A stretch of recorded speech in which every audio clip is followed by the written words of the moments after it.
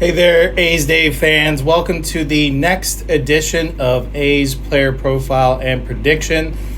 As a reminder, we are releasing one of these types of episodes, one episode per day, all the way up until opening day, for us to either familiarize ourselves or for those new A's fans to learn who is all going to be on this projected athletics roster and make some sort of impact. Obviously, we will tinker and add some guys towards the end if needed, if there's additional guys on the roster that we didn't initially believe were going to be on the opening day roster, or if there's additional guys that may show out later in the spring that may be more of a contributor to the 2025 team than we originally thought back in February or early March. So with that in mind, we are on to our next player that we believe is going to make an impact in 2025, and it's none other than utility infielder number 2, Darell Hernaiz. He was originally drafted by the Baltimore Orioles in the 5th round of the 2019 draft.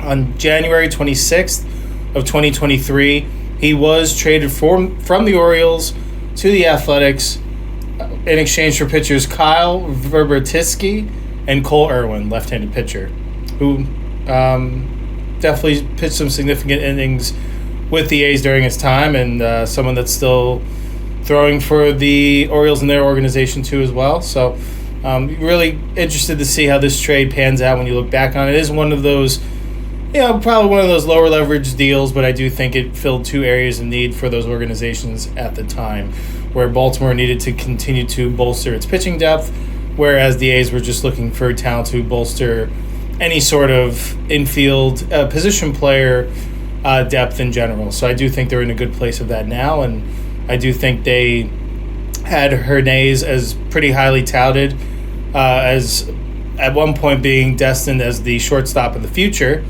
We'll get into that shortly for sure here. So his journey was very interesting. So after that trade, he spent the 2023 season in the minor league system for the A's. Didn't show necessarily a ton of power, but showed pretty consistent ball to bat skills, working his way up till he reached the AA level before getting an opportunity to earn a spot on the opening day roster for the 2024 season. Obviously, if you've been following along as an A's fan or as a baseball fan from afar, kind of have an idea that the last few years just haven't gone the A's way.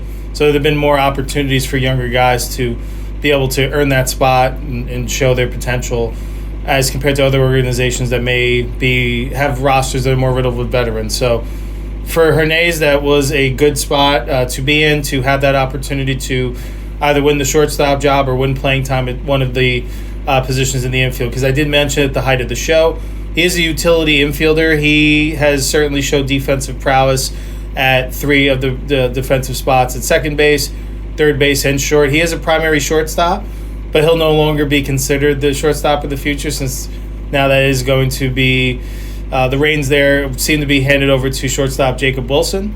Now, obviously, he's going to have to earn it long-term too as well, but that's just how the plan seems to be for the A's moving forward at the moment.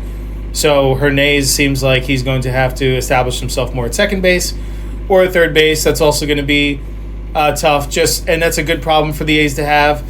It's more of a Hernaiz problem, but there's a lot of there's a bolstering of this roster with Gio Urshela at third base and the skyrocket potential at second base with Zach Geloff. It's going to be tough. It's really going to be tough for Hernaiz, and we'll give our outlook on him at the end of the episode. But let's continue talking a little bit more about his journey. So really, after that trade, he did get an opportunity to win a job. He did. He hit .313, .340 on base, and .333 slug during that initial spring training headed into the 2024 season. So he saw an opportunity, and he ran with it for sure. Definitely had the attention of the coaching staff, with Coach Mark Kotze announcing his making the opening day roster, I believe, on March 26th of last year. He showed elite defensive prowess at third base and shortstop. Definitely saw, if not getting pretty consistent at bats, at least having a viable bench option was something that the A's just couldn't move on from and just automatically option in the AAA. Well, how did 2024 go after that. After hearing what you're gonna, what I'm about to say, Baz 2024 season, you wonder if maybe the peak of his season was during spring training, which is unfortunate, but some of it was just bad luck, and sometimes you just chalk it up to it being baseball. He did get some opportunities early, but not many, so there was a lot of irregular at-bats. Really tough to get out of rhythm after getting more regular at-bats in spring training. I don't care what level you're playing at, whether it's professional, but trickles all the way down, college, high school, even Little League, travel, wherever you are. The more at-bats, the more pitches you see, the better you're going to be in the long run. And if you're not getting those regular, consistent at-bats, you get cold, you get tight, and your pitch recognition and conviction at the plate, I'm just convinced, isn't as good as it would be for if you were a regular in the lineup. And I know there are guys that really thrived in that role in terms of designated hitter, being able to sit all game, maybe get some swings underneath, and then really come through for the team at the end. That's really another level of focus and a skill set that is meant for a select few. But I can tell you, for your average, everyday position player that is used to getting consistent at-bats and seeing live pitching every single day, it's got to be hard to get into a rhythm without seeing that. So he went 3 for his first 29 and ended up being optioned to AAA on April 18th. And it was short-lived because, unfortunately, the week after, Zach Geloff suffered an injury. So due to that, Hernaiz was recalled to fill his spot on the roster. And then he did end up actually getting an opportunity to earn everyday shortstop reps. With that injury, and plus overtaking the job from Nick Allen, who was going through his own inconsistencies. Hernaiz, for 3 weeks, he was really, earning the shortstop role, playing some pretty good defense. He was 9 for 37, so definitely a significant improvement prior to his demotion to AAA. And again, was being touted, this could be the shortstop of the future. Obviously, this is pre-Jacob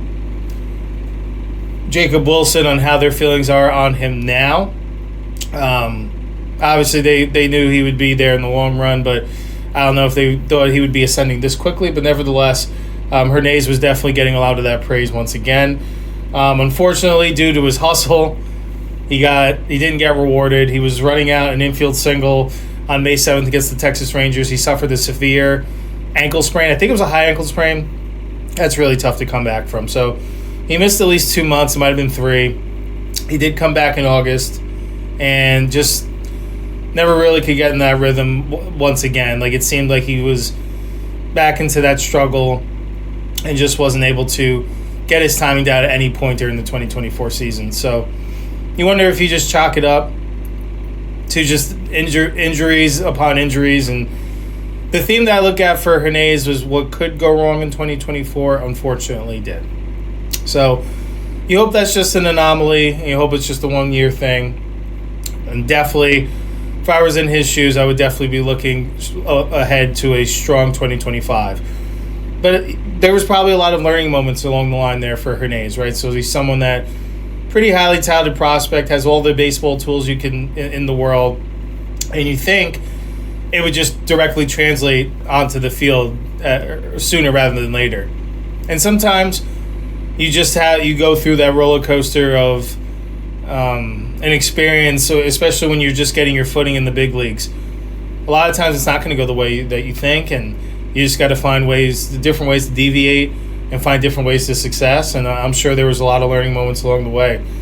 He does offer this club a lot, and I do think his potential's still there. He's still only 23 years old, so he's still got plenty of time to show what he can do. I think that glove is still too good and I know kind of, and they're looking at this more offensively, kind of seeing this as more of like a make or break spring training of this being an opportunity. Are they going to move on from him? Is he going to transition into more of that minor league lifer? I don't think that's the case. I do think he's still young enough. I still think he has plenty of tools to offer. And for one, the reason why we're talking about him today is I do think he's going to be on the opening day roster. So we believe in him for sure. I'm sure there's some internal belief too. I think he's just got to stay healthy. That seems to be the theme with this young team.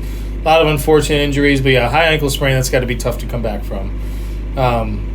Just can lead to a cycle of inconsistencies and creating bad habits that just unfortunately can lead to such a nightmarish season. And definitely wasn't the way that he chalked it up but now it's how you respond in 2025. So really looking forward to seeing how this spring goes for him, and wanted to quickly shout him out. It was really cool that we got the opportunity to meet him during a spring training game at Hohokam Stadium, and we got to see his little baby's first tour of spring training too as well. So that was a cute moment. Took the time to take pictures and interact with the fans, and we were able to receive a couple items autographed, that one of them that we may chalk up as a future A's Day giveaway. So we'll see.